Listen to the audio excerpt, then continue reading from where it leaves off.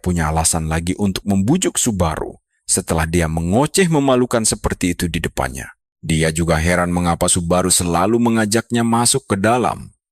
Beberapa waktu kemudian, Subaru akhirnya memulai kembali siaran langsungnya untuk bersiap menjalankan misi berikutnya. Baru saja dimulai, 2.000 penonton langsung bergabung ke dalam siarannya dan berbagai donasi pun mulai berdatangan. Subaru menyadari kalau kolaborasi kemarin sangat membantu meningkatkan popularitas siarannya ini. Subaru menyadari kalau dia hanya perlu memberikan apa yang diinginkan penonton dan mereka pasti akan membayarnya dengan senang hati. Nah, sekarang kita lihat petualangan serunya. Subaru memulai ujian lantai ketiga dan dia harus memilih faksi di antara dua pilihan, yaitu Kerajaan Ottoman dan Kerajaan Konrad. Sebagian besar penonton mendukung Kerajaan Ottoman karena faksi ini memang paling populer bagi pemain. Rupanya, ujian di lantai ini sepenuhnya bergantung pada faksi yang dipilih. Kedua faksi ini saling membenci satu sama lain, sehingga misi yang diberikan akan berbeda. Secara mengejutkan, Subaru justru memilih Kerajaan Konrad yang sangat tidak populer. Faksi yang hanya dipilih sekitar 3% pemain saja dan dia punya alasan khusus untuk itu. Subaru segera tiba di tempat peristirahatan tentara bayaran Kerajaan Konrad dan saat dia melangkah masuk, seorang pria aneh langsung mengawasinya dengan tajam.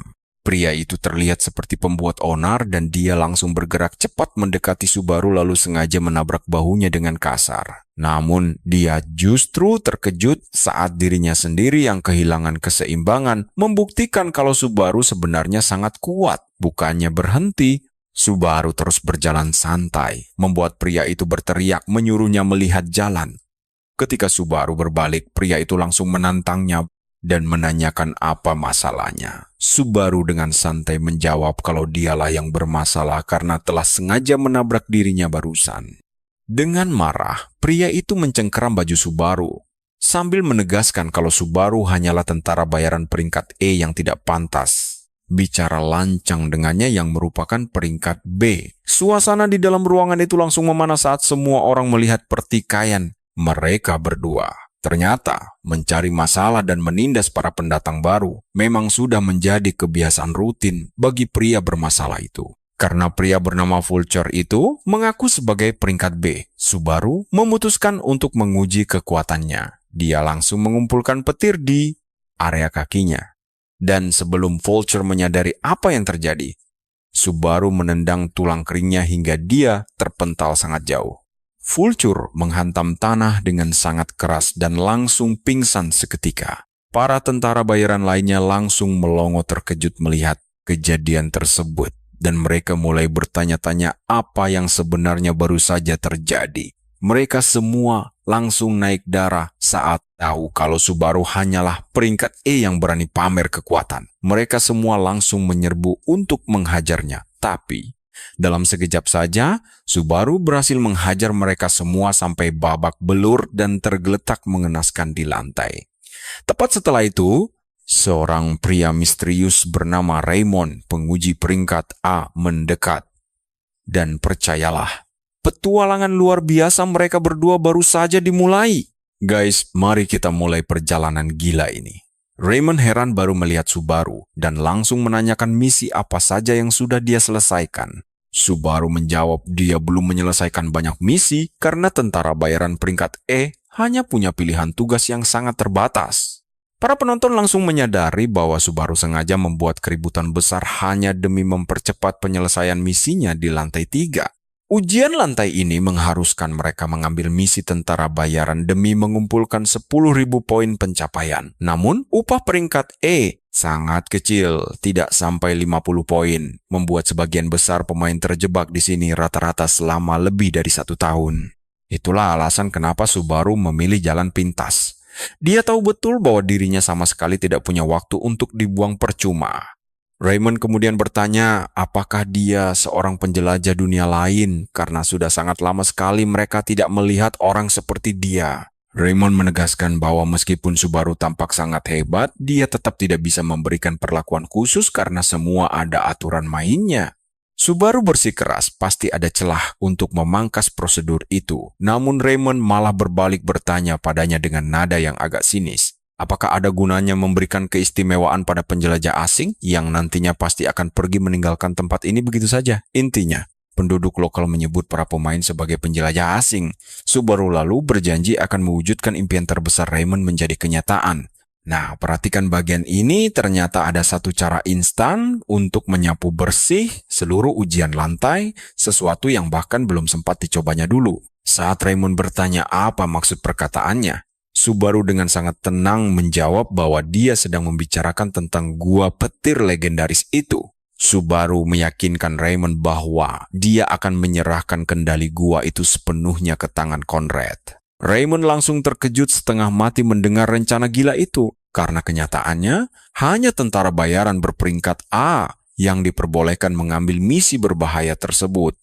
Namun, Subaru sama sekali tidak gentar. Dia sudah tahu masalah itu, mengerti bahwa ini adalah pertarungan harga diri antara Ottoman dan Conrad demi memperebutkan dungeon yang tak tertembus. Selama sejarahnya, gua petir ini memang tidak pernah bisa ditaklukkan. Di antara wilayah kerajaan Conrad dan kerajaan Ottoman, membentang pegunungan raksasa tak tertembus yang terus diperebutkan kedua negara selama puluhan tahun. Di sanalah letak gua petir berada. Jalur tersebut merupakan jalan pintas menembus gunung dan menguasainya sangat penting demi menahan invasi militer serta mendapatkan keunggulan mutlak. Subaru menjamin jika Raymond memberinya bukti status peringkat A, dia pasti sanggup menyelesaikannya tanpa menyalahgunakan wewenang khusus tersebut. Dia meyakinkan Raymond bahwa status itu aman bersamanya.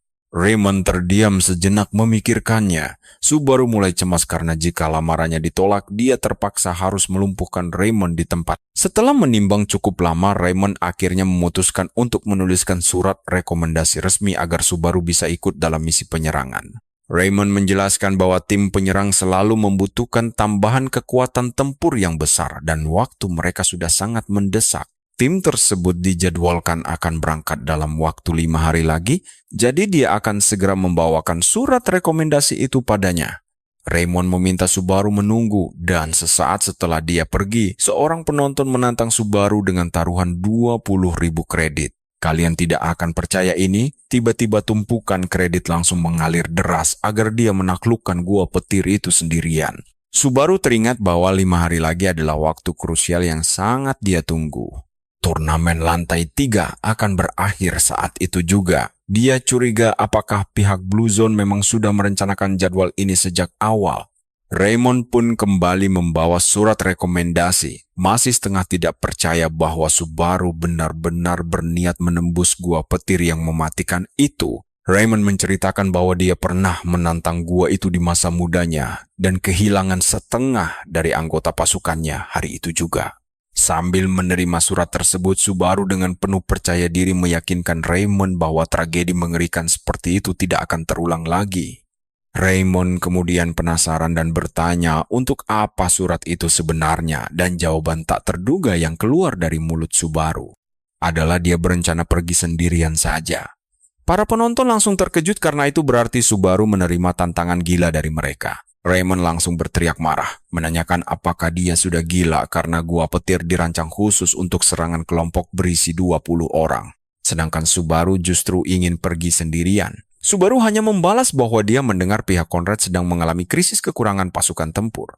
Jika dibandingkan dengan Ottoman, dia sangat ragu kerajaan Conrad bahkan sanggup mengumpulkan 20 prajurit tangguh untuk misi berbahaya ini. Raymond mengakui hal itu memang sangat sulit, namun ia mengira Subaru sudah memiliki rekan seperjuangan yang siap mendampinginya bertarung. Subaru menjelaskan bahwa saat ini dia bergerak sendirian. Sementara itu, Rena terlihat sedang dalam perjalanan menuju ke lantai 3. Dia terkejut saat mendengar kabar bahwa Subaru berencana menaklukkan penjara bawah tanah berbahaya itu seorang diri tanpa bantuan siapapun. Rena langsung menyadari sifat keras kepala itu mirip sekali dengan Subaru yang asli. Dan saat itulah Subaru mengumumkan hal penting. Di siarannya, dia menegaskan tidak akan mengambil ujian apapun dan berencana untuk beristirahat sejenak dari aktivitas siaran langsung. Para penonton tentu saja kaget, namun sebelum mereka sempat membujuknya kembali, Subaru langsung mematikan siarannya begitu saja. Melihat itu, Rena tertawa lepas, mengakui betapa miripnya pria itu dengan Subaru yang dulu dia kenal sangat keras kepala dan juga berani. Kita lihat saja nanti, karena Subaru ikut turnamen. Dia ingin mendekat untuk mengobrol, tapi dia sangat berharap cowok itu tidak akan menang di sana. Yuk, kita mulai kisah seru ini. Habis siaran langsung, Subaru ketemu Wika yang langsung memuji cara dia mengelola siarannya dengan hebat. Persis seperti gaya aslinya Narukami Subaru. Padahal Subaru sempat bilang kalau para penonton terus menyorakinya dengan sangat kejam. Tapi Wika justru pas berkata kalau siarannya tidak akan terasa istimewa kalau dia cuma mengambil pekerjaan biasa. Subaru pun berterima kasih atas pujian manis tersebut. Lalu Wika bertanya apa rencana dia berikutnya. Tanpa ragu, Subaru menjawab kalau dia berniat untuk terus berburu monster sampai turnamen dimulai nanti. Karena dia tidak tahu lawan tangguh seperti apa yang akan muncul, dia harus terus menaikkan levelnya sebagai persiapan matang. Ternyata, dia juga ingin mengukur seberapa besar kekuatan petir yang sanggup dia keluarkan dengan status poin atau statistik kemampuannya saat ini. Ditambah lagi, dia ingin menguji langsung performa dari jantung petir. Tapi satu hal yang pasti, dan ini tidak bisa diganggu-gugat, dia tidak akan pernah membiarkan siapapun merebut barang peninggalan Toshiya yang berharga itu. Di tempat lain, seorang pemain dari zona biru, Kanzaki Naoto, terlihat menggerutu karena harus diutus menemui Subaru. Padahal sebelumnya, pemuda itu sudah terang-terangan menolak tawaran kerja sama dari asosiasi mereka. Dia heran kenapa Subaru punya nyali sebesar itu untuk menolak zona biru, lalu melangkah kesal menuju kafe pertemuan. Ternyata, perwakilan dari pihak Subaru yang menemuinya adalah John. Mereka berdua akhirnya duduk bersama untuk menikmati segelas minuman dingin. John menyambutnya dengan ramah dan mempersilakan Kanzaki untuk bicara, karena dia dengar ada urusan penting yang ingin dibahas dengan pembuat kontennya. Kanzaki membenarkan hal itu, namun dia langsung menanyakan di mana keberadaan Subaru yang sebenarnya. John menjawab kalau Subaru sedang pergi mengurus urusan lain yang mendesak. Sontak saja hal itu membuat Kanzaki kesal setengah mati. Kanzaki menyebut Subaru sebagai anak baru yang sombong karena mementingkan urusan lain, padahal dia tahu harus bertemu utusan penting. John menjelaskan kalau urusan yang sedang dikerjakan Subaru bersifat pribadi. Jadi mereka tidak bisa memberi penjelasan lebih lanjut. Selain itu, dia mengingatkan kalau keinginan Subaru sudah disampaikan dengan jelas. Dan itulah alasan utama kenapa dia tidak hadir hari ini. Kanzaki menegaskan kalau asosiasi mereka ingin berbicara langsung tatap muka dengan Subaru. Tapi John buru-buru memotong harapannya secara tegas. Dia memberitahu Kanzaki kalau pertemuan itu rasanya akan sangat sulit terjadi. Dan sekarang, mari kita perhatikan baik-baik momen menegangkan ini. Kanzaki langsung emosi, menatap tajam ke arah John. Lalu menuduh kalau dialah sosok yang sengaja menyembunyikan Subaru dari hadapan mereka. Jauh di lubuk hatinya, Kanzaki tahu posisinya terancam bahaya besar jika dia harus pulang tanpa hasil apa-apa hari ini. Ginzaki terus berteriak marah pada John, menudingnya hanya ingin melindungi angsa petelur emas yang membawa keuntungan bagi agensinya. Dia berdiri dan mendekat ke arah John, berkata kalau Subaru akan jauh lebih sukses jika bergabung dengan kelompok petarung papan atas. John tersenyum santai, lalu menyahut kalau pembuat siaran populer bisa menghasilkan uang sebanyak para petarung peringkat tertinggi di dunia. John terus bicara dengan tenang, menyebutkan kalau mereka memang biasa menghadapi petarung yang selalu memandang sebelah mata profesi penyiaran ini. Ginzaki lantas memberi peringatan keras pada John bahwa ucapannya barusan terdengar seolah dia sedang menantang permusuhan dengan zona biru. Kalian penasaran tidak dengan reaksi John? Di sini dia langsung menyuruh utusan itu untuk mendengarkan baik-baik ucapannya. Dia menegaskan kalau perusahaan selalu mendahulukan keinginan pembuat konten di atas segalanya. Karena keputusan Subaru sudah bulat, perusahaan akan mendukungnya. Ginzaki malah mengejek John, menyebutnya tidak paham realita dunia padahal sudah dewasa, lalu mengancam apakah zona biru akan diam saja. Tepat saat itulah suasana kafe tiba-tiba berubah mencekam, dan dengan nada dingin John berbalik membalas perkataan meremehkan dari tamunya. John memperingatkan bahwa Ginzaki lah yang tidak mengerti situasi, karena ada tipe orang di dunia ini yang tidak goyah oleh ancaman. Tatapan John berubah sangat mengerikan saat dia memerintahkan utusan sombong itu untuk segera pergi dari hadapannya jika urusannya sudah selesai. Rasa takut luar biasa langsung melanda Ginzaki. Dia kebingungan mencari tahu energi aneh apa yang baru saja melumpuhkan seluruh tubuhnya. Namun dia memaksakan diri bangkit. Lalu sambil menunjuk kasar wajah John, dia bertanya dengan lantang siapa sebenarnya pria paruh baya itu. Tanpa membalas sepatah kata pun, John hanya mengacungkan jarinya ke arah pintu keluar. Saat Ginzaki melangkah pergi, dia melontarkan ancaman balas dendam. Dia bersumpah kalau John pasti akan sangat menyesali perbuatannya hari ini. John hanya tersenyum mengejek sambil membalas ancaman itu secara sarkastik. Katanya, ancaman barusan sungguh menakutkan sekali. 3 hari berlalu, Subaru kini terlihat berada di sarang ular langit. Dia sedang bertarung sengit melawan monster ular raksasa yang sangat menyeramkan di dalam gua tersebut. Hanya dengan satu tebasan kuat berbalut petir legendaris, Subaru berhasil melukai makhluk melata itu hingga menjerit kesakitan. Setelah serangan telak itu, Subaru merasa latihan mandirinya sudah cukup, lalu bersiap untuk menyudahi pertarungan epik ini. Dia langsung menerjang cepat ke arah ular raksasa, mendaratkan hantaman pemungkas dahsyat untuk mengakhiri nyawanya seketika. Usai menumbangkannya, muncul notifikasi bahwa levelnya telah meningkat drastis, diikuti dengan penambahan poin status seperti biasa. Subaru juga mendapatkan barang langka berwarna merah, yaitu taring ular langit yang ditaksir bernilai 10.000 kredit berdasarkan harga 20 tahun lalu. Saat memeriksa kondisi statistiknya, dia terkejut karena sudah mencapai level 35 hanya dalam waktu singkat. Naik 9 level dalam 3 hari. Dan percaya deh, kalian dan aku pasti setuju kalau pencapaian ini gila banget. Kalian harus tahu, keserakahan itu racun. Hari itu, Subaru bertemu Wika, dan melihat senyum lebarnya, kita langsung tahu sesuatu terjadi. Subaru bertanya apa ada kabar baik. Wika malah balik bertanya, tapi Subaru benar-benar bingung dengan maksud ucapannya.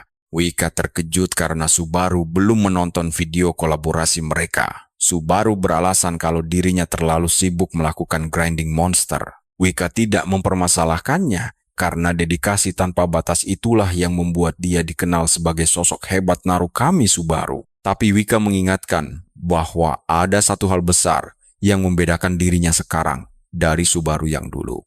Dia pun menyodorkan sebuah laporan pendapatan dari siaran kolaborasi terbarunya bersama Hawk Ace. Subaru seketika melongo tidak percaya saat melihat angka pendapatannya mencapai 49.000 kredit, jauh melampaui dugaannya.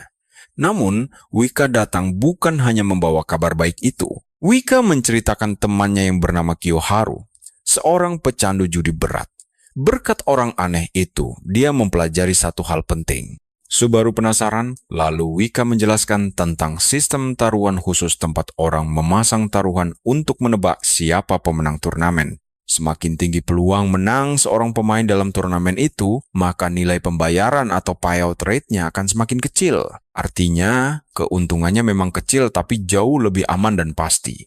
Wika lalu membeberkan detail statistik taruhan saat ini. Tingkat pembayaran Subaru berada di angka 6,1 kali lipat, sedangkan rival terkuatnya hanya 1,2 kali. Dia adalah calon juara terkuat.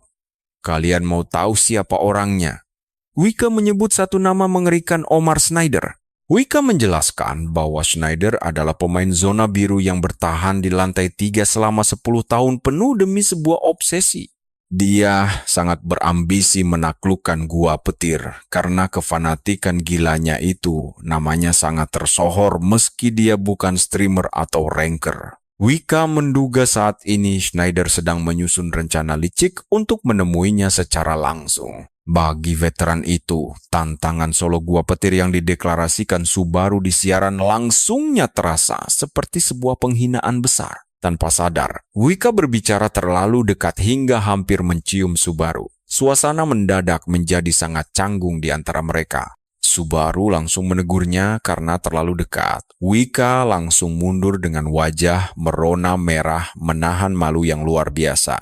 Sambil salah tingkah, dia memperingatkan Subaru agar waspada karena kemungkinan besar dia akan segera berhadapan langsung dengan Schneider. Banyaknya turnamen mendatang membuat pertemuan itu tak terhindarkan. Sementara itu, Schneider dan anak buahnya sedang berdiskusi serius di dalam kereta. Anak buah Schneider menganggap remeh Subaru. Mereka berpikir pemula itu hanya membual karena belum tahu kengerian gua petir yang sebenarnya. Kalian pasti berpikir Schneider akan mengamuk, kan? Nyatanya dia tetap tenang menghadapi omongan kosong Subaru. Sebab baginya, reputasi Subaru hanya bualan kosong. Meski dia pemula, dia adalah Master of Thunder baru yang sangat mereka inginkan. Pria botak di kelompoknya setuju dengan ucapan sang kapten, tapi dia merasa Subaru sudah bertindak terlalu jauh dan sombong. Ketika anak buahnya terus mengamuk dan memaki Subaru dengan penuh amarah, Schneider segera memperingatkan mereka untuk menahan diri. Dia menegaskan sekarang bukan saatnya merasa iri. Meremehkan pencapaian luar biasa musuh juga merupakan tindakan yang sangat bodoh. Si botak bertanya apakah kapten mereka ingin agar mereka justru menghormati pemula sombong itu. Schneider menjawab bahwa jika memang diperlukan mereka harus melakukannya. Dia sama sekali tidak keberatan untuk menghormati Subaru. Mendengar hal itu, kedua anak buahnya langsung terkejut setengah mati karena tidak menyangka tanggapan kaptennya. Mereka tahu meski kaptennya bicara tenang, harga dirinya pasti sedang hancur lebur akibat klaim sepihak dari Subaru. Di sisi lain, sekutu Subaru cemas karena tidak tahu bagaimana dia akan melawan monster mengerikan seperti Schneider nanti. Malamnya, Subaru membaca informasi tentang Schneider di kamarnya. Dia terkejut mengetahui rekam jejak musuhnya yang luar biasa. Schneider baru mulai menonjol 5 tahun lalu, tepat saat dia bergabung dengan faksi Blue Zone. Akhirnya Subaru mengerti alasan Itsuki sangat percaya diri mengadakan turnamen ini. Ternyata ada jagoan internal yang diandalkan untuk memenangkan seluruh kompetisi. Meskipun begitu, Subaru tetap yakin Schneider tidak ada apa-apanya dibanding dirinya. Dia tidak sabar melihat kelanjutan rencana Itsuki. Keesokan harinya, Subaru pergi ke pasar untuk menjual taring ular raksasa yang berhasil dia dapatkan dari pertarungan sebelumnya. Sialnya, dia mendatangi pedagang terburuk di pasar. Sosok penipu licik yang terkenal sering memeras para pemain pemula. Pedagang itu terkejut melihat kualitas taring tersebut. Subaru kemudian bertanya berapa harga yang sanggup dia bayar untuk barangnya.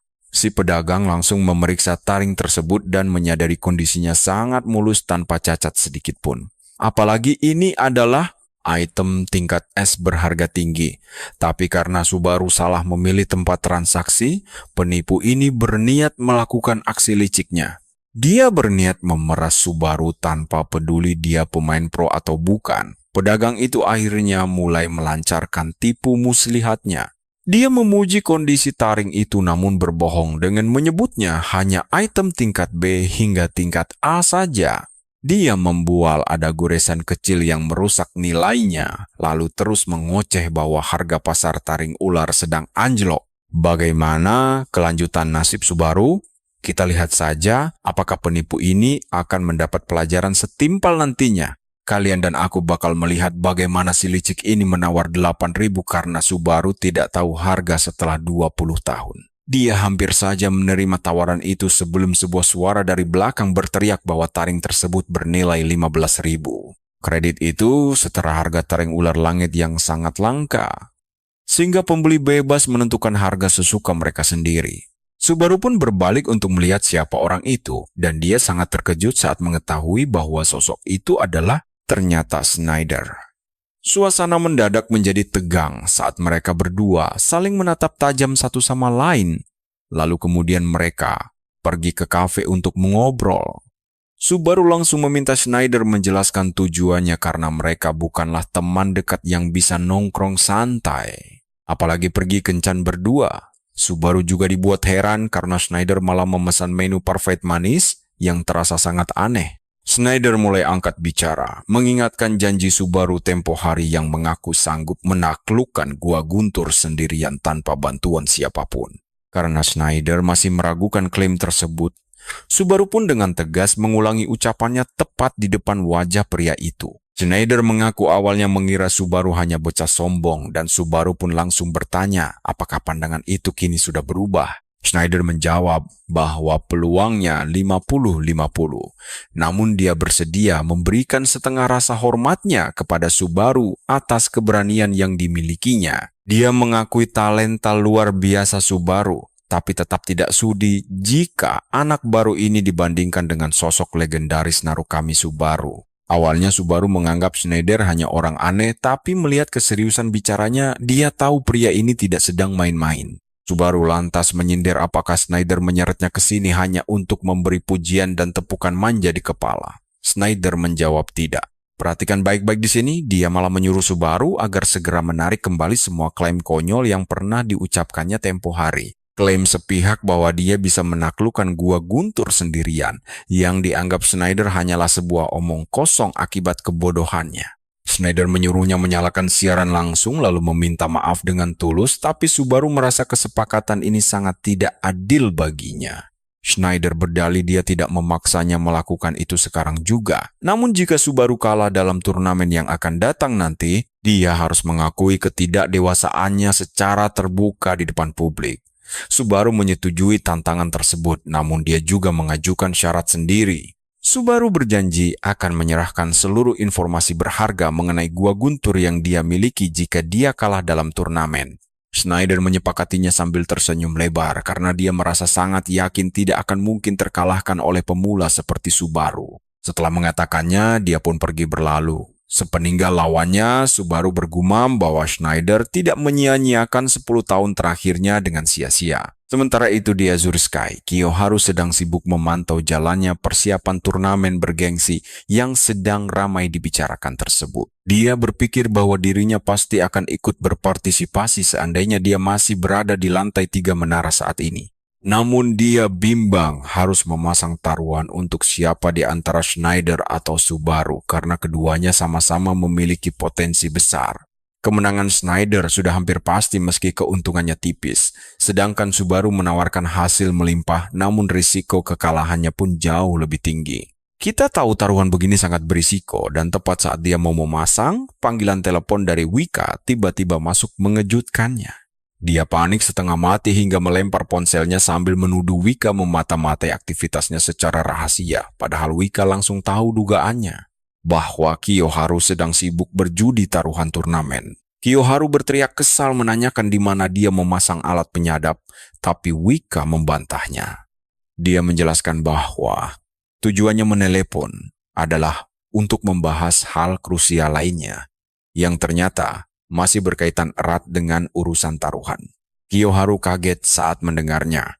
Terlebih ketika Wika berkata ingin menjagokan Subaru, membuat Kiyoharu spontan memarahinya agar tidak membuang kredit. Mendengar amukan itu, Wika langsung bisa menyimpulkan bahwa Kiyoharu sangat yakin jika Subaru akan menelan kekalahan dalam pertandingan nanti. Kiyoharu membantah meremehkan Subaru namun berdasarkan analisis mendalamnya, Schneider dipastikan menang karena kemampuannya berada di tingkat yang berbeda. Schneider bahkan tidak pantas disebut sebagai pemain lantai 3 biasa. Melihat Kiyoharu begitu keras kepala mendukung Schneider, Wika menantangnya bertaruh. Taruhannya adalah seluruh gaji bulanan mereka bulan depan. Tanpa pikir panjang, Kiyoharu langsung menyetujui kesepakatan gila tersebut dengan antusias. Tepat setelah itu, Reina berjalan melewati Wika. Meski kepalanya tertutup rapat oleh tudung, Wika bisa merasakan aura kehadiran yang luar biasa. Wika segera memutus panggilan untuk memastikan penglihatannya, meninggalkan Kiyoharu yang bingung memikirkan apa yang sebenarnya sedang terjadi di sana. Di tempat lain, si pria botak bertanya pendapat Schneider tentang sosok Subaru dan Schneider pun mengakui kehebatan lawannya itu. Dia setuju kalau Subaru bukan lawan sembarangan yang bisa diremehkan. Meski begitu, dia tetap sangat yakin tidak akan menelan kekalahan darinya. Di saat bersamaan, Reina memantau dari atas atap dan menyadari kekuatan mana milik Schneider sangatlah dahsyat melampaui batas normal. Itu membuktikan bahwa kekuatannya gila-gilaan, membuat Reina merasa lega karena yakin tidak akan ada kejutan tak terduga nantinya. Hari turnamen yang dinanti akhirnya tiba, gedung arena Colosseum telah dipadati penonton.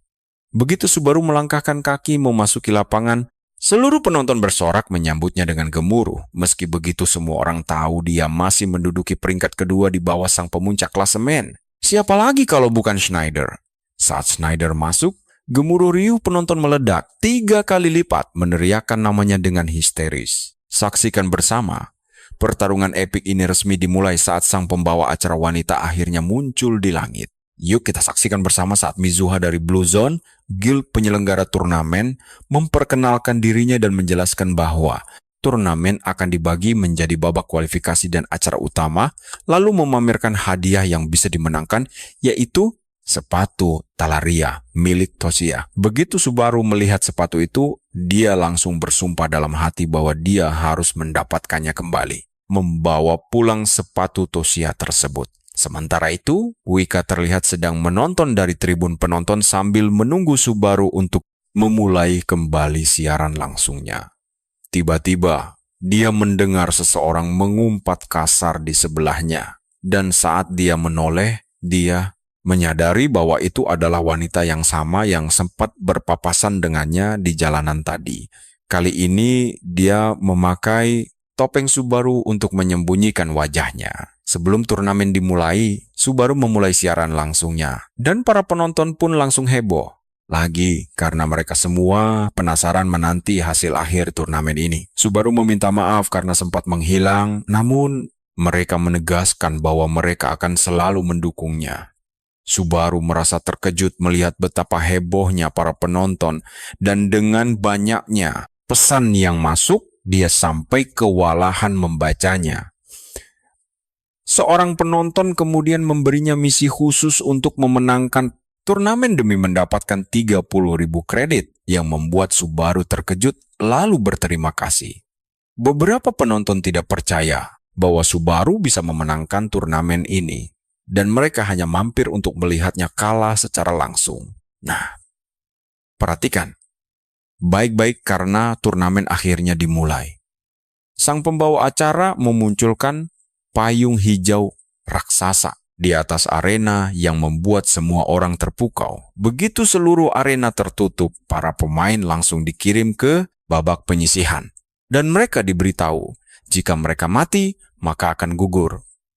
Mereka juga diberitahu bahwa babak ini akan berakhir setelah jumlah penyintas tersisa 1.000 orang saja. Pada awal babak penyisihan ini, ada lebih dari 10.000 pemain di dalam arena. Subaru meluangkan waktu sejenak untuk memikirkan strategi bertarungnya. Karena tidak ada yang akan mengincarnya di babak penyisihan, dia berencana menghemat tenaga, namun tiba-tiba seseorang memberinya sebuah misi baru dengan janji membayar 100 kredit untuk setiap eliminasi. Penonton lain pun ikut bergabung, dan bahkan ada yang mengunggah misi khusus untuk menghabisi Don Chow seharga 1.000 kredit, sementara Schneider dihargai 10.000. Tiba-tiba, Subaru melihat seorang pemain yang berusaha melarikan diri darinya, namun tidak ada jalan keluar baginya. Pada saat yang sama, Schneider telah dikepung oleh beberapa pemain lain, tetapi dia tidak berminat melawan mereka karena seluruh fokusnya hanya tertuju pada Subaru. Sebuah anak panah melesat melewati kepalanya, dan tak lama kemudian, Schneider menyadari jumlah musuh yang mengeroyoknya ternyata jauh lebih banyak. Para pemain itu tidak percaya Schneider bisa melawan mereka karena dia dianggap hanyalah seorang pemain bodoh yang membusuk di lantai 3 selama 10 tahun. Schneider meyakinkan mereka bahwa rencana mereka bagus, tapi mereka telah salah memilih lawan bertarung. Namun, para pemain masih meremehkannya dan menganggap dirinya hanya sedang membual besar. Belaka, tiba-tiba salah satu pemain kehilangan kepalanya, bahkan sebelum ada yang menyadari apa yang sedang terjadi. Rasa takut pun langsung, kalian juga pasti merinding melihatnya karena serangan Schneider tidak terlihat sampai kepala orang itu terpenggal. Schneider pun menyadari inilah saatnya untuk melakukan aksi pamer kekuatan. Lalu mulai memutar tombaknya begitu cepat hingga mampu menghipnotis siapa saja yang melihat gerakan itu. Tanpa ragu lagi, Schneider langsung menyerang hingga kepala-kepala berjatuhan sembari memberikan petua bernada dingin kepada mereka. Dia menegaskan bahwa tidak ada jalan pintas di dalam menara karena satu-satunya hal yang bisa membantu pemain hanyalah kekuatan mereka sendiri.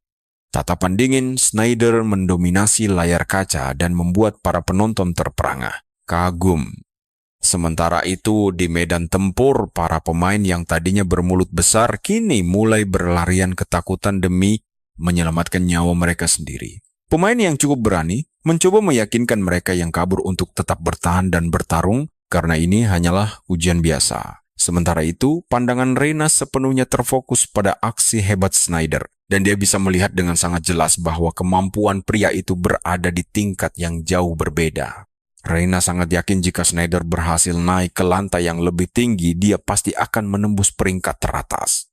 Namun, dia tidak bisa fokus sepenuhnya pada pertandingan karena Wika terus berteriak histeris mendukung Subaru sambil menonton siaran langsungnya. Reina langsung merasa tertarik begitu menyadari bahwa Wika sedang menyaksikan siaran milik Subaru. Reina melontarkan sebuah komentar membuat Wika bertanya apakah dia mengenal Subaru. Dan langsung menduga kalau Reina adalah seorang penggemar karena memakai topeng bergambar Subaru. Wika memberitahu Reina bahwa dia sendiri sudah menjadi penggemar setianya selama 20 tahun. Kembali ke arena, Subaru berhasil mengumpulkan lebih dari 90 eliminasi, sementara jumlah penyintas yang tersisa menurun dengan sangat drastis. Kini hanya tersisa 1.300 peserta saja, dan Subaru sadar babak penyisihan ini akan segera berakhir. Meskipun dia memperoleh 200 kredit untuk setiap eliminasi, dia merasa jumlah musuh yang dikalahkannya sejauh ini masih terlalu sedikit. Tiba-tiba dia mendapat ide cemerlang untuk memancing musuh. Penasaran kan? Kita tunggu kelanjutannya nanti. Kalian dan aku pasti tahu cowok ini sedang merencanakan sesuatu begitu dia mencabut pedangnya.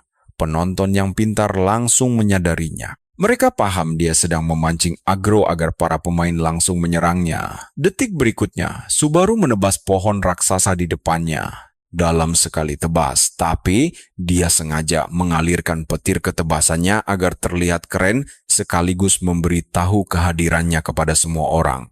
Pucuk pohon itu tumbang ke tanah dengan suara sangat keras. Namun, sosok yang berdiri di balik pohon tumbang itu justru Schneider, bukan sekadar pemain biasa. Dia baru saja membantai habis semua pemain yang telah melakukan kesalahan fatal dengan mengeroyoknya. Dan kini takdir mengantarkan Subaru langsung ke hadapannya.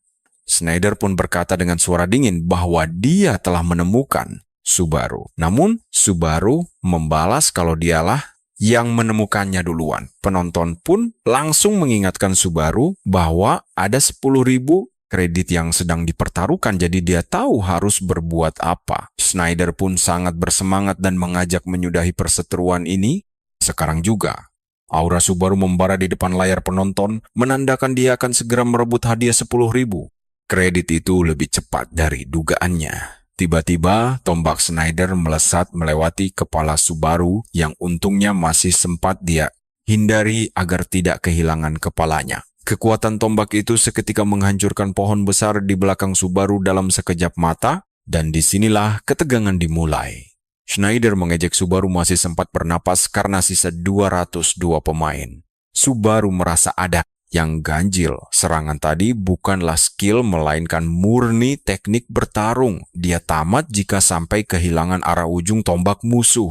Sederhananya, tombak tersebut mampu menjangkau jarak serangan yang sangat tidak masuk akal secara konvensional. Schneider kembali menyerang Subaru, dan dengan cepat Subaru menggenggam senjatanya demi melepaskan kekuatan pedangnya. Dia menahan gempuran, kekuatan luar biasa dari serangan musuh itu, lalu membalasnya dengan tebasan balik. Schneider langsung merapat untuk memperpendek jarak pertarungan, mencoba menebas leher Subaru dengan tombaknya. Subaru berhasil mengelak dan melompat ke samping. Dia melancarkan serangan balik, namun lawannya juga mampu menangkis dengan mudah. Subaru akhirnya berhasil menjauh setelah melepaskan tebasan kuat yang mementalkan Schneider hingga terdorong ke belakang. Schneider mulai tenang, lalu bertanya mengapa Subaru tidak memakai elemen petirnya.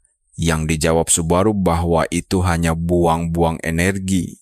Dia bilang pertarungan ini akan segera berakhir, jadi tidak ada gunanya. Kalian pasti tahu, ucapan sombong ini membuat Schneider langsung naik pitam karena Subaru menganggap kekuatannya terlalu berharga untuk dihadapi. Di saat bersamaan, dia juga akhirnya menyadari bahwa Subaru hanya sengaja mengulur waktu. Karena kini hanya tersisa 7 pemain lagi sebelum jumlah penyintas turun menjadi 1.000 orang. Dengan amarah meluap, Schneider menerjang maju demi mengakhiri ini, sementara Subaru mengejeknya dengan berkata bahwa Schneider sendiri sebenarnya belum mengerahkan seluruh kemampuannya.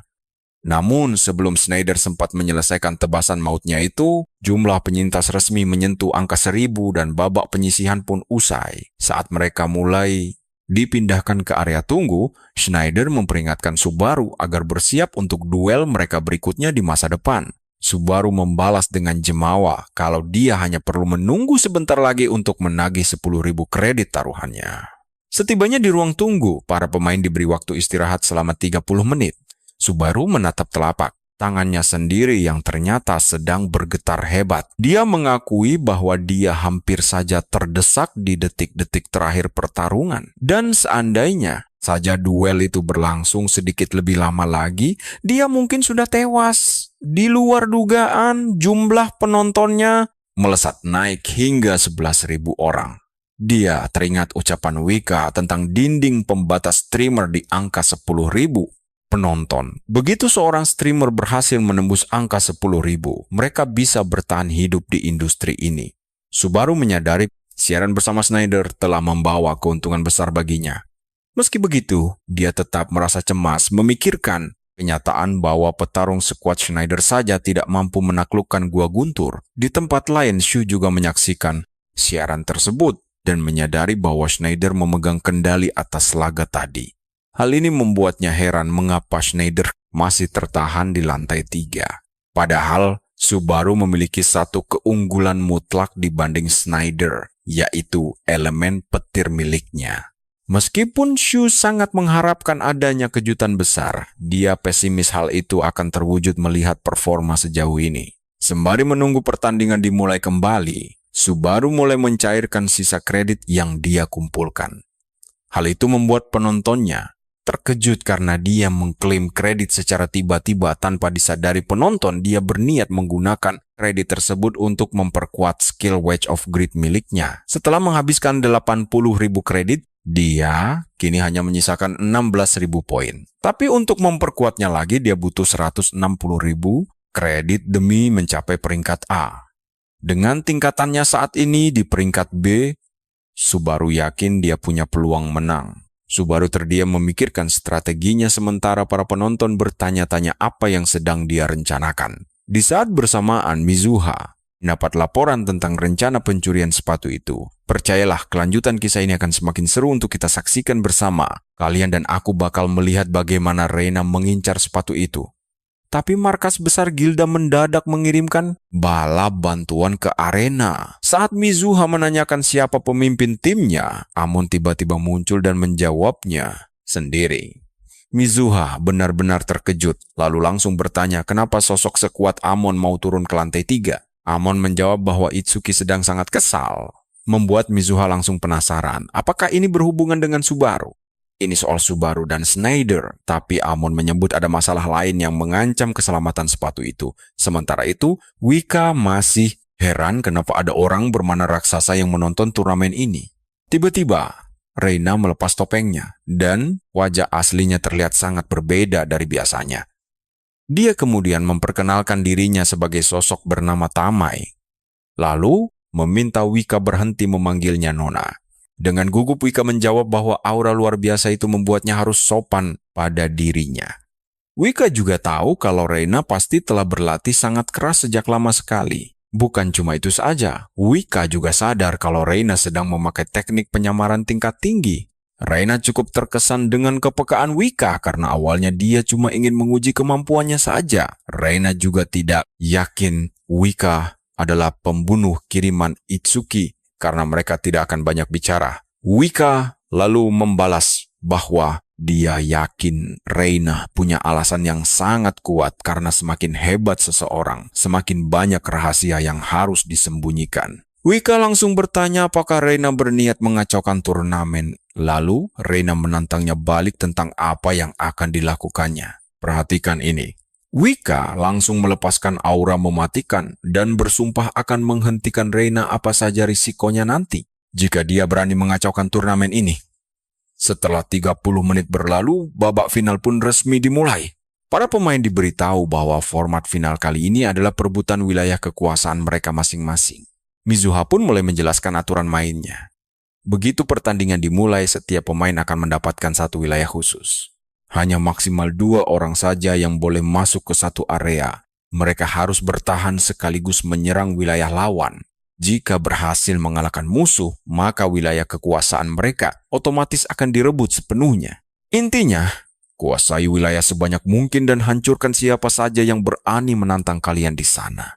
Pemain dengan wilayah terbanyak saat waktu habis akan menang. Kini Mizuha bertanya-tanya siapa yang pantas membawa pulang sepatu Talaria. Dan kalian serta aku akan tahu jawabannya dalam 2 jam ke depan. Setelah penjelasan Mizuha selesai, seluruh peserta langsung dipindahkan ke wilayah masing-masing tanpa menunda. Subaru menduga awalnya laga akan berjalan lambat, tapi pasti menjadi sangat berdarah seiring berjalannya waktu. Menunggu memang strategi standar, tapi karena dia dibayar 300 kredit per kepala, dia tidak mau santai. Tanpa ragu sedikit pun dia mulai membantai semua musuh di depannya tanpa ampun demi mengumpulkan pundi uang. Di sisi lain, Schneider juga sibuk meratakan lawannya demi mencari keberadaan Subaru di arena itu. Bagi mereka berdua, musuh lainnya hanyalah lalat pengganggu yang harus disingkirkan secepat mungkin dari jalan. Pertempuran pun semakin brutal. Dan saat Schneider akhirnya melihat Subaru, musuhnya malah berbalik arah menjauh. Schneider langsung berteriak menantang Subaru bertarung. Bahkan penonton pun kesal mendengar ocehannya dan menyuruh Subaru segera melawannya agar mereka tenang.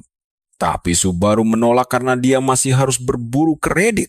Para penonton sama sekali tidak heran mendengar alasan itu karena mereka tahu betapa serakahnya dia. Beberapa menit kemudian Subaru sukses menyapu bersih puluhan pemain dan merasa musuh lantai 3 sangat lemah. Sesaat kemudian, anak buah botak andalan Schneider bernama Don Chow masuk ke wilayah kekuasaan Subaru. Penonton pun langsung heboh melihat ini karena mereka tahu situasi akan menjadi jauh lebih menarik. Subaru diberitahu oleh para penontonnya bahwa Don Chow adalah bawahan setia Schneider dari zona biru. Don Chow langsung melesat maju demi menghabisi nyawa Subaru sebelum sang kapten sendiri sempat bertarung dengannya. Dia mengayunkan tombak besarnya, tapi Subaru berhasil menghindar dan langsung menebas senjata lawannya, hingga terbelah 2. Don Chow panik setengah mati saat dirinya langsung terhempas ke tanah dengan sangat keras. Sebelum sempat menyerang, Subaru langsung menghabisinya. Penonton pun mulai mengejek Don Chow yang sangat payah. Tepat setelah itu, Schneider tiba-tiba masuk ke wilayah Subaru untuk menuntut balas dendam anak buahnya. Percayalah, penonton langsung meledek bahwa semua orang sekarang menginginkan kepala Subaru. Dan seketika, Schneider melesat kencang untuk menebasnya. Kali ini Subaru berdiri kokoh menahan gempuran musuh. Schneider mempercepat serangannya sambil berteriak menyuruh Subaru menggunakan petir andalannya. Kalian harus dengar nih, Schneider langsung mengancam bakal menebas Subaru jika dia tidak segera mengeluarkan seluruh kekuatan petirnya. Subaru langsung terpental mundur dan menyarungkan pedangnya, membuat Schneider mengejek dan bertanya apakah dia berniat untuk melarikan diri lagi, seperti yang selalu dia lakukan. Tapi Subaru membalas bahwa dia akan memberikan persis apa yang selama ini diinginkannya. Subaru pun mulai merapalkan mantra petir, terus meningkatkan dayanya setiap detiknya tanpa ragu. Akibat kekuatan petir yang terlalu dahsyat, tubuhnya mulai terbebani. Namun efek buruk itu segera diredam oleh pasak keserakahan. Tombak petir pun langsung terbentuk di genggaman Subaru, dan dia memperingatkan Schneider bahwa melarikan diri hanya untuk pecundang. Schneider sadar situasi kini sangat gawat karena Subaru sanggup mewujudkan elemen murni menjadi senjata padat. Saat atmosfer mendadak menjadi kian mencekam, Subaru bertanya dengan nada dingin apakah dia terlihat seperti sedang melarikan diri. Schneider menggeleng pelan. Lalu Subaru balik menantang apakah dia berniat kabur setelah menyaksikan petir mengerikan ini. Nah, perhatikan bagian ini. Schneider memang sempat membeku, tapi dia yakin punya celah jika sanggup menembus badai petir Subaru. Dengan berani, Schneider menjawab tidak akan kabur. Jauh sebelum turnamen, Don Xiao sempat bertanya kepadanya tentang obsesi ini. Don Xiao sempat bingung mengapa Schneider sangat terobsesi dengan petir, padahal kemampuan hebatnya bisa dengan mudah membawa dirinya menembus lantai ke-6 atau ke-7.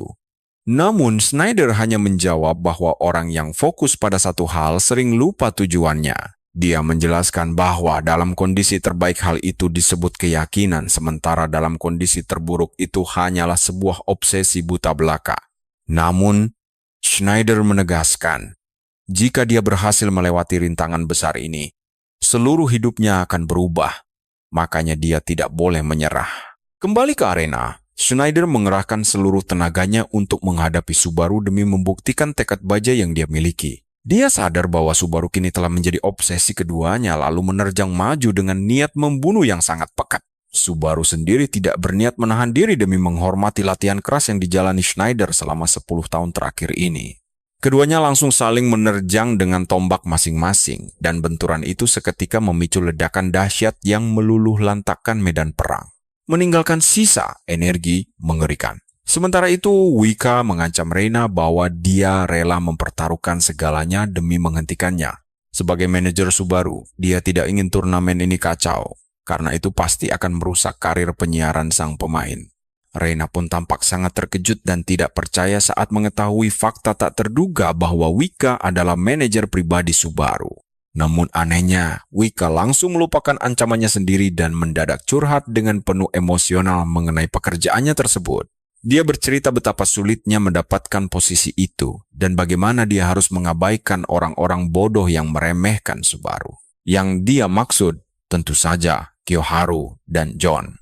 Sementara Reina tetap menunjukkan reaksi histeris layaknya seorang penggemar berat. Kalian sadar tidak, mereka masih asyik mengobrol saat gelombang kejut ledakan besar tiba-tiba menghantam seluruh area sekitar. Sontak saja, hal itu langsung mengalihkan perhatian mereka berdua beserta seluruh penonton yang memadati tribun. Saat asap tebal perlahan mulai menipis, mata Wika langsung terbelalak tidak percaya menyaksikan pemandangan tak terduga itu. Ternyata, petir dahsyat milik Subaru sanggup melumat habis serangan pamungkas dari Schneider, meninggalkan lubang besar di dada lawannya. Schneider pun tumbang lalu tewas, namun Subaru sama sekali tidak mengejeknya. Dia justru berharap bisa bertarung lagi dengannya nanti. Akhirnya, Subaru sukses menguasai 283 wilayah dan dinobatkan sebagai juara turnamen ini.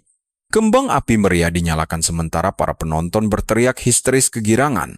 Namun, Wika menyadari ekspresi Reina mendadak berubah dingin lantaran dia benar-benar terkejut melihat kekalahan mutlak Schneider. Mizuha pun kembali naik ke panggung dan langsung mengumumkan nama Subaru secara resmi sebagai pemenang utama turnamen. Hadiah legendaris yang dijanjikan segera diserahkan kepada Subaru bersamaan dengan momen ketika Reina memutuskan pergi meninggalkan kursinya.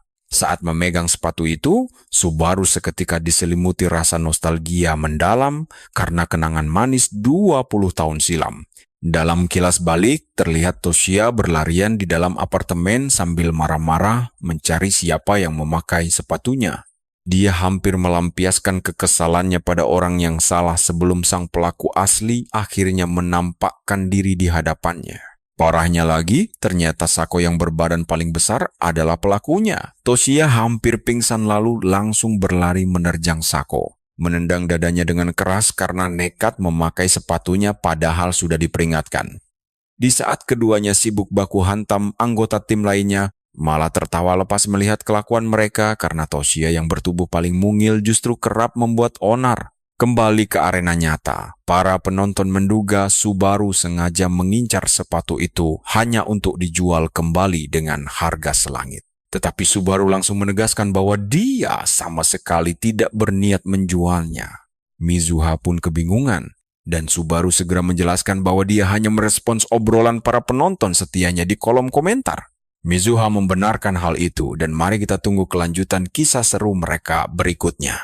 Kalian dan aku bakal menyaksikan penawaran sepatu berharga hingga 1 juta kredit, tapi Subaru langsung memotong pembicaraan dan menolak menjualnya. Dia sama sekali tidak berniat melepaskannya. Para penonton di dunia maya bahkan mulai histeris karena bersedia membayar harga selangit demi sepatu tersebut. Tawaran pun mulai membanjiri seisi arena, namun Subaru membalas mereka dengan nada suara yang sangat dingin dan menyuruh mereka semua pergi. Petir tampak menyambar di udara saat dia menegaskan kepada semua orang kalau dia tidak akan pernah menjual sepatunya, bahkan untuk 10 juta kredit. Aura yang dipancarkan Subaru begitu menakutkan hingga membuat Mizuha gemetar ketakutan. Setelah memperjelas keputusan bulatnya, dia langsung melangkah pergi begitu saja. Setelah acara berakhir, Amon merasa sangat terkejut saat mengetahui bahwa Subaru benar-benar berhasil memenangkan seluruh turnamen tersebut. Dia mengakui pencapaian itu di luar dugaannya. Rekan kerjanya, Hanamaki Hiyori, mulai heboh membicarakan kehebatan Subaru.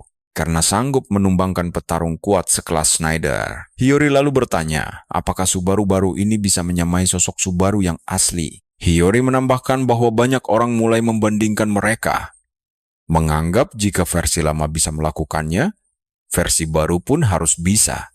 Amon bertanya apa maksud dari perbandingan konyol itu. Lalu Hiyori menjelaskan bagaimana publik mulai membedakan identitas kedua pemain tersebut. Menurutnya, Subaru bermata biru disebut sebagai versi orisinal, sementara sang pembuat konten atau streamer ini adalah versi barunya. Mendengar hal itu, Amon merasa tidak nyaman. Jujur saja, kalian pasti setuju kalau sebutan untuk mereka berdua seharusnya dibalik. Hiyori merasa itu sama saja, tapi Amon tetap membantahnya hingga membuat Hiyori berbisik kesal tentang betapa menyebalkannya penggemar fanatik mata biru. Amon menegur kalau dia bisa mendengar gumaman kesalnya dengan jelas, tapi Hiyori malah balik berteriak menanyakan rasa penasarannya akan kelanjutan cerita.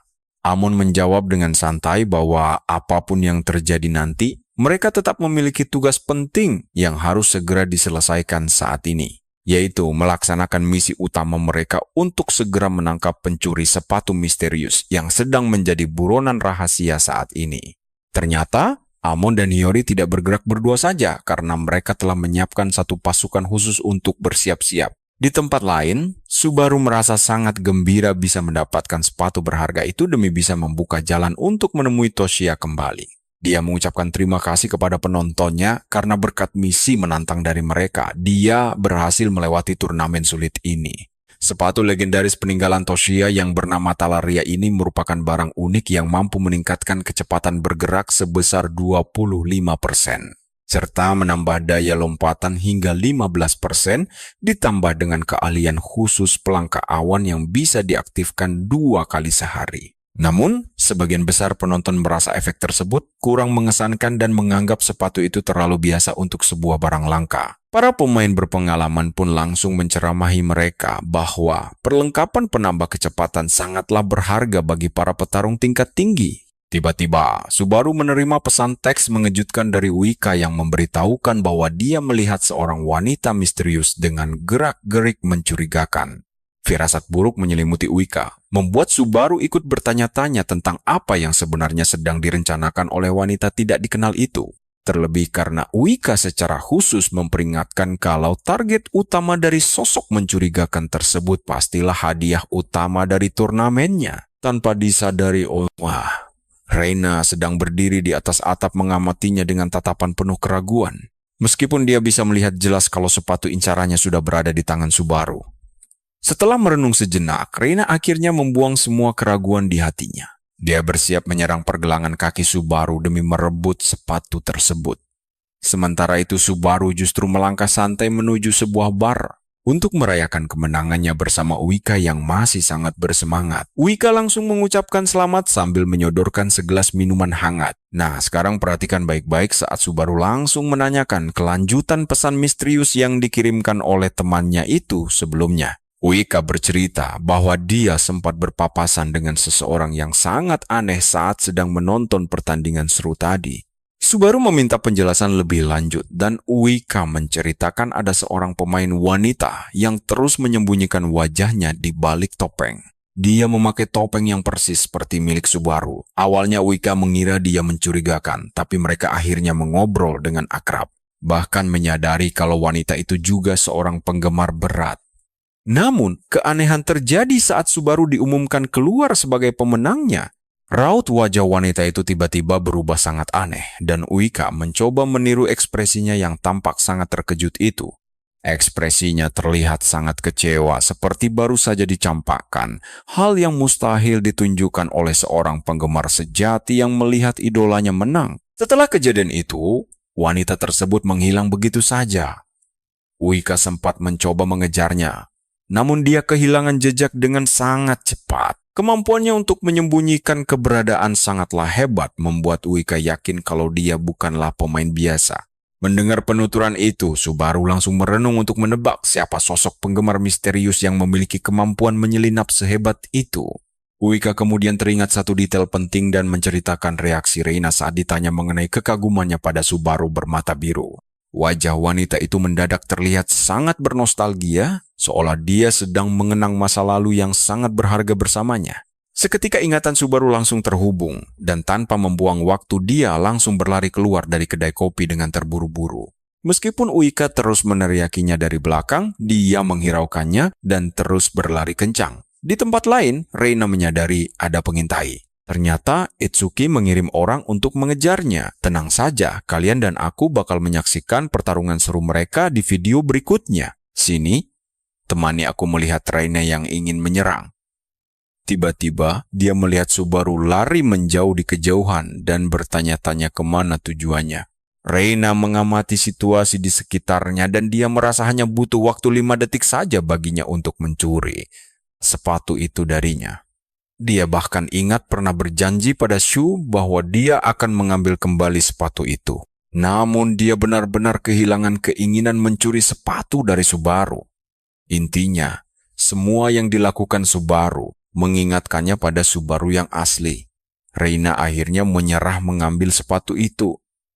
Tapi dia mempertegas bahwa dia tidak akan pernah memaafkan Subaru jika dia bergabung ke Blue Zone. Dia pergi sambil berjanji akan menghabisi Subaru jika dia mencoba masuk Blue Zone. Meski begitu, dia sangat ingin mengobrol dengan Subaru walau hanya sekali. Dia penasaran apakah rasanya akan seperti bertemu Subaru asli lagi jika mereka bertatap muka langsung. Kembali ke jalanan, Subaru akhirnya berhenti setelah berlari ke sana kemari beberapa lama. Dia sangat benci kenyataan bahwa dia tidak memikirkan kemungkinan Itsuki memakai Talaria sebagai umpan untuk memancing Blue Eyes keluar. Subaru menyadari bahwa Reina lah yang mengincar sepatu itu, makanya kehadirannya tersembunyi dengan baik. Selain itu, dia merasakan energi mana milik Shu dari bunga-bunga es itu dan yakin orang yang mirip Reina sempat ada di turnamen. Dengan ini, Subaru merasakan harapan besar bahwa mereka berempat masih hidup. Tapi perhatikan baik-baik, jangan sampai kita berasumsi terlalu cepat, karena Reina pasti akan kesulitan untuk tetap tenang, sementara sepatu milik Toshiya berada tepat di depannya. Dia sibuk memikirkan semua hal itu di jalanan saat Uika mendadak muncul di belakangnya, sambil bertanya mengapa dia tiba-tiba kabur dari bar itu. Subaru menjawab bahwa dia langsung berlari karena merasa orang yang tadi dideskripsikan Uika adalah kenalannya.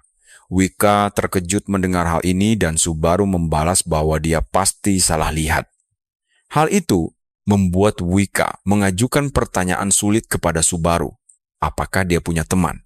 Dia tampak sangat malu ketika menanyakannya, sedangkan Subaru hanya diam membisu sehingga memaksanya menegaskan bahwa yang dimaksud adalah teman perempuan. Subaru mengabaikan pertanyaannya, lalu mengajak pulang.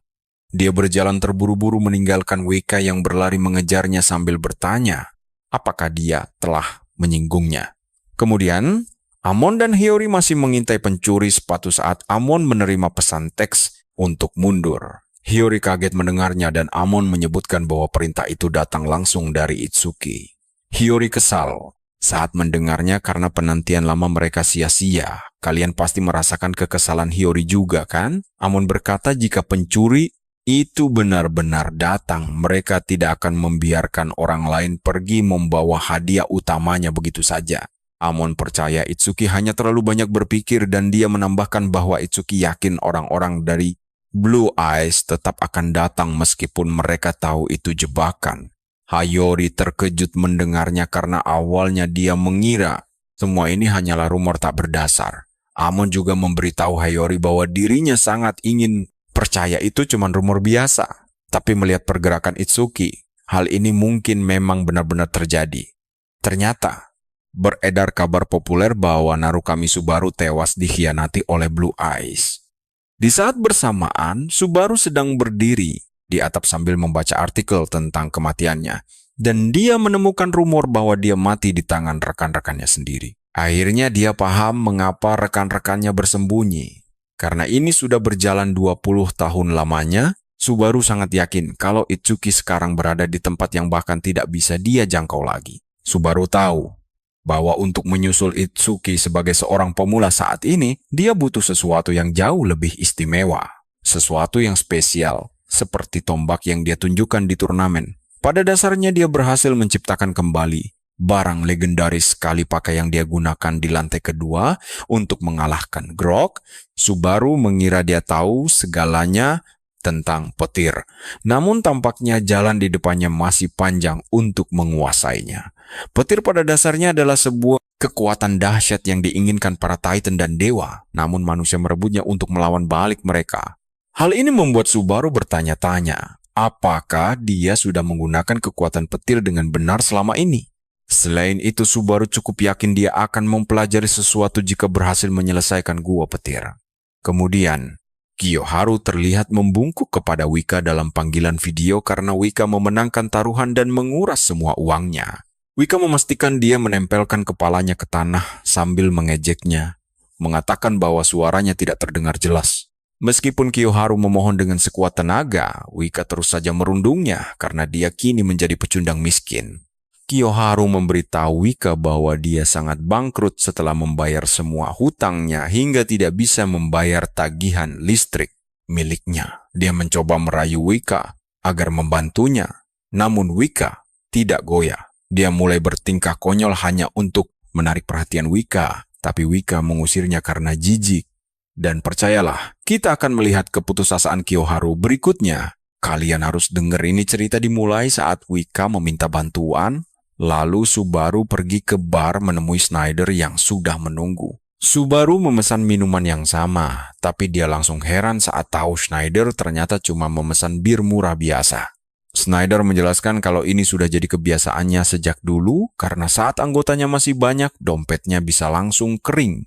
Setiap kali dia mentraktir semua orang minum, uangnya langsung habis. Dan sekarang, dia sudah sangat terbiasa dengan rasa bir murah ini. Alkohol mahal pun rasanya biasa saja baginya. Subaru sempat terkejut mendengar Schneider yang selalu mentraktir seluruh anggotanya. Schneider bilang, kalau tidak begitu, dia tidak akan punya muka di depan mereka setelah memaksa masuk ke gua petir. Mereka semua menderita demi menuruti ambisi egoisnya menaklukkan gua petir itu.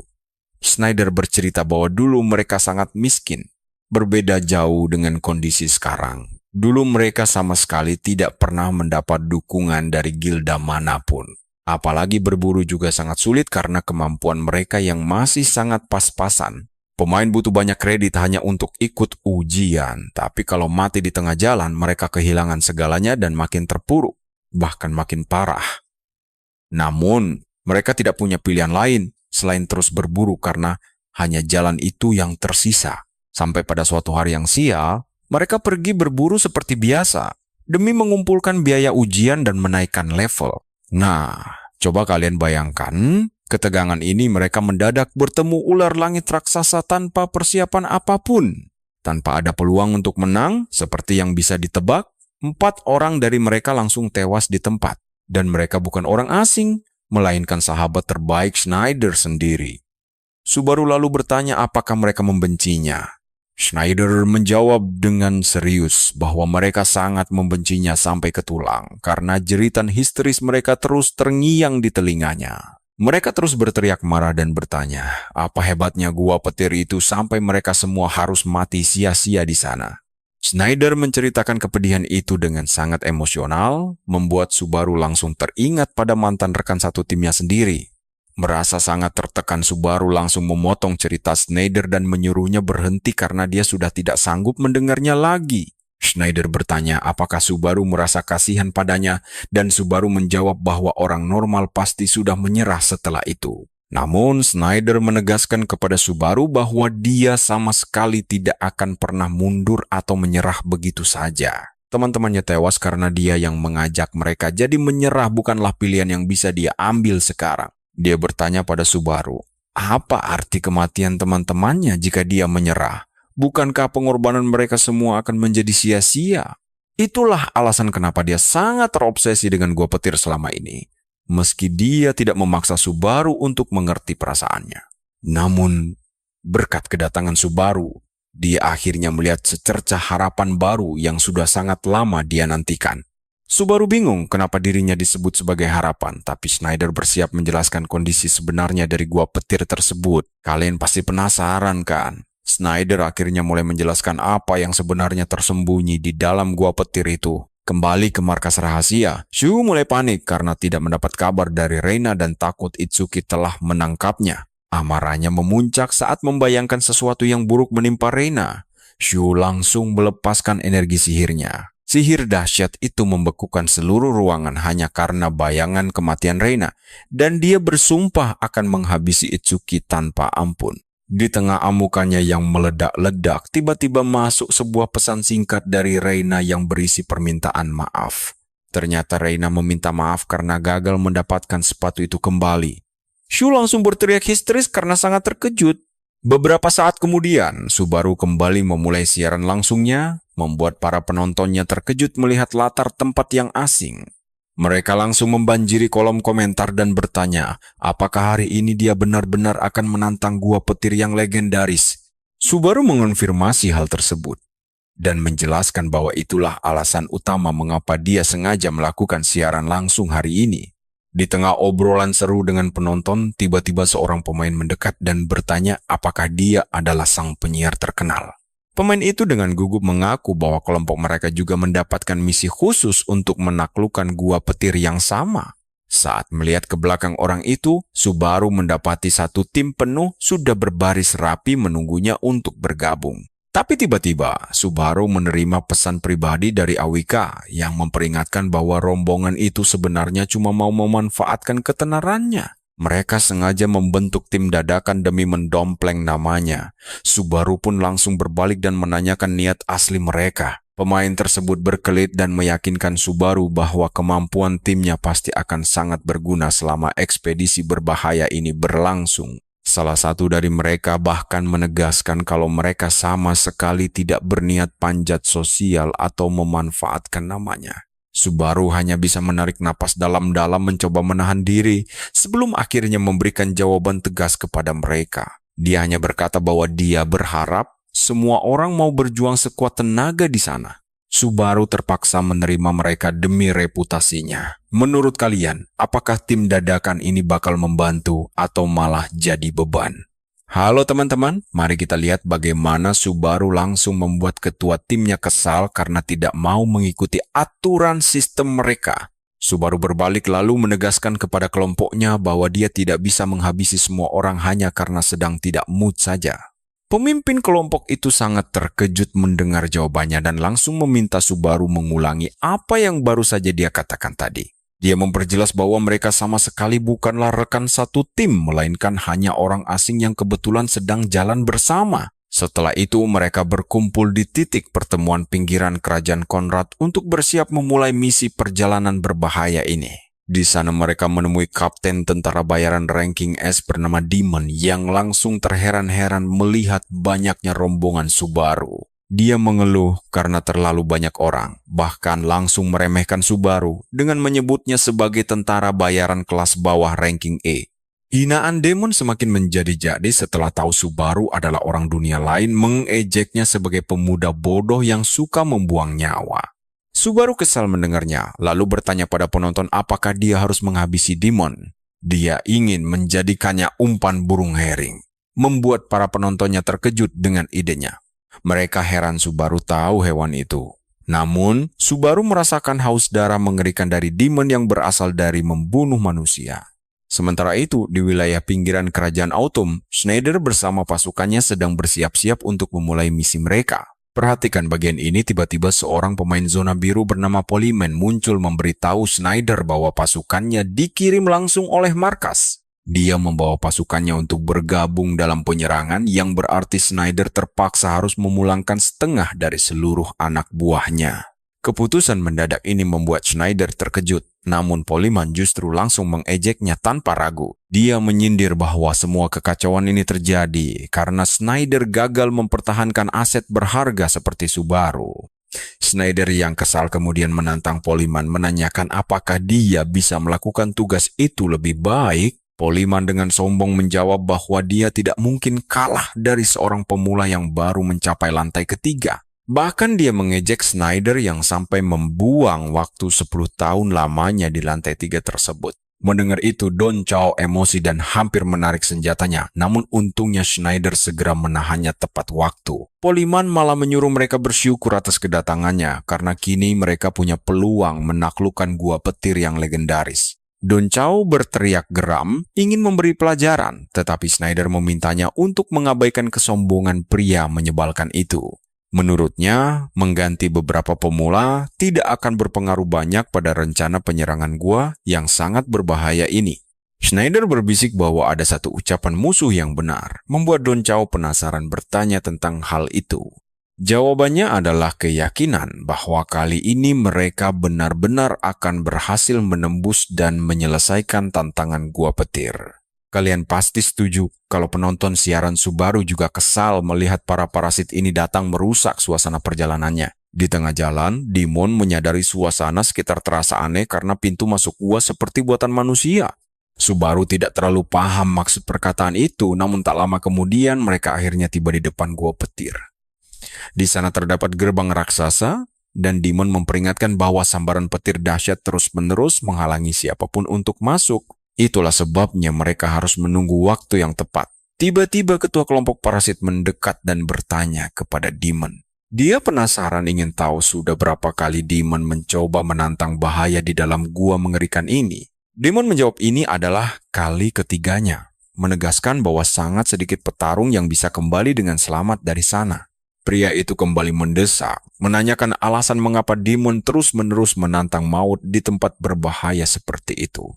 Demon membalas bahwa dia tidak sebodoh orang-orang dunia lain yang nekat membuang nyawa mereka demi ambisi kosong. Alasan dia ikut kali ini hanya demi satu tujuan, yaitu mendapatkan sisa kekuatan elemen petir murni di dalam. Jika berhasil mendapatkan benda itu, dia berniat pensiun selamanya karena sudah lelah dengan pekerjaan gila yang terus mengancam nyawanya ini. Ketua kelompok terkejut mengetahui sang kapten tidak berniat menyelesaikan seluruh misi berbahaya sampai akhir. Demon membalas bahwa dia sama sekali tidak berniat melangkah lebih jauh dari targetnya. Sambil bersiap, Demon kembali berbalik hanya untuk mengejek Subaru agar segera mati saja jika memang dia menginginkannya. Setibanya di depan pintu masuk raksasa, seluruh rombongan berhenti sejenak menunggu instruksi selanjutnya dari sang pemimpin. Demon menjelaskan bahwa dalam waktu sekitar 1 jam, sambaran petir akan mereda dan jalan masuknya akan terbuka. Tiba-tiba seekor tikus lewat, lalu Demon melemparkannya ke arah gerbang, hingga hewan itu langsung mati tersengat listrik. Dia sengaja melakukan itu untuk menunjukkan nasib mengerikan yang menanti jika nekat mendekati gerbang saat listrik masih aktif. Selagi menunggu badai mereda, para penonton di siaran langsung meminta Subaru menceritakan sesuatu untuk mengisi waktu luang. Tapi disinilah kita dibuat tegang, karena Subaru malah berjalan santai ke arah maut seolah mengabaikan segalanya. Kalian pasti ingat ujian lantai 2 di Gunung Millennium kan? Nah, situasi ini mirip banget. Sampai anggota timnya mulai meneriaki Subaru dan bertanya apa dia sudah bosan hidup. Begitu sampai di depan gerbang, Subaru langsung menempelkan tangannya. Lalu jantung petir mulai menolak gerbang tersebut. Untungnya, struktur tubuh uniknya membuat Subaru terhindar dari sengatan listrik hingga akhirnya gerbang memverifikasi kualifikasinya. Detik berikutnya, sambaran petir raksasa langsung meledak dahsyat dan membuat rekan timnya syok setengah mati melihat Subaru masih sanggup berdiri tegak. Begitu proses verifikasi itu selesai, gerbang petir tersebut lenyap dan menyisakan jejak petir. Item berharga itu langsung jatuh ke tanah, membuat Demon langsung kegirangan karena itulah benda yang dia cari. Tanpa basa-basi dia mencabut senjatanya lalu memaksa Subaru menjelaskan bagaimana cara memicu jejak petir tadi. Namun Subaru diam saja, sembari menebak apakah item ini sengaja menunggu kedatangan orang yang layak. Para penonton siaran bahkan heran melihat Subaru bisa mengamankan item legendaris itu tepat di pintu masuk gua. Tiba-tiba, Demon mengayunkan kapak besarnya ke arah Subaru yang nyaris saja mengenai kepalanya, meski bahunya tetap tergores sedikit. Sistem game mendeteksi bahwa sang karakter utama, dan coba perhatikan bagian ini karena diserang rekan sendiri, sistem langsung menghapus penalti serangan balik. Demon mengira Subaru cuma kebetulan beruntung dan langsung menuntut agar item itu diserahkan kepadanya. Tentu saja Subaru bertanya, mengapa dia harus menuruti kemauannya. Dan Demon berdalih bahwa harta karun gua ini adalah hak milik warga lokal. Seperti dirinya, bukan untuk orang asing dari luar. Demon juga mengejek Subaru bahwa dia pasti sangat ketakutan setengah mati menghadapi ajal. Subaru tidak membantah hal itu, karena meski kematian di dalam uji coba ini tidak permanen, tapi rasa sakit yang dirasakan tetap 100% nyata. Mati di sini bisa berujung pada trauma psikologis berat hingga gangguan jiwa. Demon menyeringai dan berkata semua orang pasti gemetar saat maut sudah mendekat. Namun di sisi lain, Demon memperingatkan bahwa penduduk lokal seperti mereka sudah sangat terbiasa saling membantai satu sama lain. Mendengar itu, anggota tim mulai panik dan menyesal karena rumor tentang tentara bayaran Conrad yang gemar membantai pemain ternyata nyata. Sambil gemetaran, mereka mendesak Subaru agar berpikir jernih dan menyerah saja. Namun saat mereka masih sibuk memohon, kepala salah satu tentara bayaran tiba-tiba melayang. Subaru dengan dingin mengumumkan niatnya untuk menghabisi siapapun. Kalian juga pasti kaget melihat aksi Subaru ini. Demon sampai melongo karena anak peringkat E ini mendadak bergerak sangat lincah dengan kecepatan yang tidak masuk akal. Subaru melesat maju menebaskan senjatanya, tapi Demon masih sanggup menghindari serangan maut itu. Subaru mengejeknya, bertanya apakah bertahan dari satu tebasan adalah sisa harga diri seorang petarung rang S. Demon berteriak murka dan menuduh Subaru telah menipunya mentah-mentah. Dengan sisa tenaga yang ada, Demon berniat melancarkan serangan balasan. Tapi dalam sekejap mata lengan kanannya langsung buntung. Demon mengerang kesakitan sambil memegangi lukanya yang bercucuran darah, sambil mengumpat bahwa Subaru hanyalah pengecut yang cuma bisa mengandalkan kekuatan curang dari pedang iblis. Subaru berjalan mendekat dan memintanya tidak menyamakan dirinya dengan sampah. Dia menyuruh Demon menabung saja kalau mau beli pedang sepertinya. Tapi tentu saja, ejekan kejam itu adalah kata-kata terakhir yang didengarnya karena kini semuanya sudah terlambat bagi Demon. Sebelum Demon sempat berkedip, tebasan kilat Subaru langsung merenggut nyawanya. Anggota tim oportunis yang melihat kejadian itu langsung gemetar ketakutan. Subaru menoleh ke arah mereka, lalu bertanya dengan santai apakah mereka juga mau mencoba merebut jejak petir. Ketua kelompok tersebut dengan gugup menjawab bahwa dia sama sekali tidak memiliki niat seburuk itu. Sembari memanggil Subaru dengan sebutan Tuan. Para penonton siaran langsung tertawa terpingkal-pingkal melihat perubahan sikap drastis ini, seolah Subaru mendadak naik kasta jadi dewa. Setelah gerbang terbuka lebar, Subaru mengajak mereka semua untuk melanjutkan perjalanan. Saat melangkah masuk gua, langit-langit di atas mereka tampak dipenuhi dengan sambaran kilat yang mengerikan. Salah satu anggota tim berbisik kepada sang ketua, menanyakan apakah mereka benar-benar aman mengikuti Subaru. Sang ketua balik bertanya apa maksudnya. Lalu wanita itu menjelaskan bahwa Subaru jelas-jelas bukan orang biasa. Namun sang ketua meyakinkan bahwa semuanya akan aman selama mereka tidak bertindak bodoh seperti para tentara bayaran tadi. Dia sangat yakin bahwa Subaru tidak akan bertindak kejam selama mereka tidak mencari masalah duluan. Sang ketua juga mengingatkan bahwa dunia streaming sangat bergantung pada reputasi publik, jadi Subaru pasti akan menjaga sikap di depan penonton biasa seperti mereka. Di dalam ruang obrolan grup rahasia, para opportunities ini sibuk merencanakan cara memanfaatkan popularitas Subaru hingga akhir. Sang ketua merasa sangat yakin bahwa selama obrolan mereka tidak bocor, semuanya aman. Namun tiba-tiba saja langkah kaki mereka terhenti karena mendeteksi ancaman di mana kawanan monster tak dikenal telah mengepung mereka. Di tengah kegelapan, hanya sepasang mata merah yang terlihat mendelik dan jujur saja, kita pasti ikutan panik melihat kawanan monster ini tiba-tiba muncul di gua yang sebelumnya kosong. Kalian dan saya akan melihat petualangan gila Subaru yang sudah tahu kalau musuh pertama di dalam gua adalah serigala petir. Saat melangkah masuk, kawanan monster serigala petir langsung bermunculan dari tempat sembunyi mereka, persis seperti perkiraan Snyder. Jumlah mereka sangat banyak, dan Snyder sempat memperingatkan Subaru kalau melawan mereka satu persatu hanya akan menguras staminanya sebelum pertarungan selesai. Pertempuran sengit pun pecah, namun hebatnya Subaru malah mengabaikan gelombang pertama dari serangan kawanan serigala petir tersebut. Anggota timnya heran dan bertanya-tanya mengapa dia melewatinya begitu saja. Padahal Schneider sudah memberitahu cara tercepat menyelesaikannya. Biasanya pemimpin kawanan berukuran paling besar, namun aturan itu tidak berlaku untuk serigala petir karena bos mereka justru yang paling kecil. Monster kerdil itulah bos sebenarnya yang saat ini sedang berdiri santai di barisan paling belakang kawanannya. Tanpa ragu, Subaru langsung mengincar target utama itu dan menebas monster yang menghalangi jalannya hingga terbelah dua. Dia menggunakan jurus Cloud Strike untuk melompat tinggi, menghindari ratusan serigala petir yang mencoba menghalangi jalannya. Saat melayang di udara, Subaru akhirnya memahami perasaan luar biasa yang dirasakan Tushia saat mengenakan sepatu magisnya itu. Sekarang perhatikan baik-baik, disinilah Subaru melihat sang pemimpin bersembunyi aman di balik para pengawal ketatnya. Dia mendarat dengan sangat keras hingga menciptakan gelombang kejut dahsyat yang menyapu bersih monster di sekitarnya.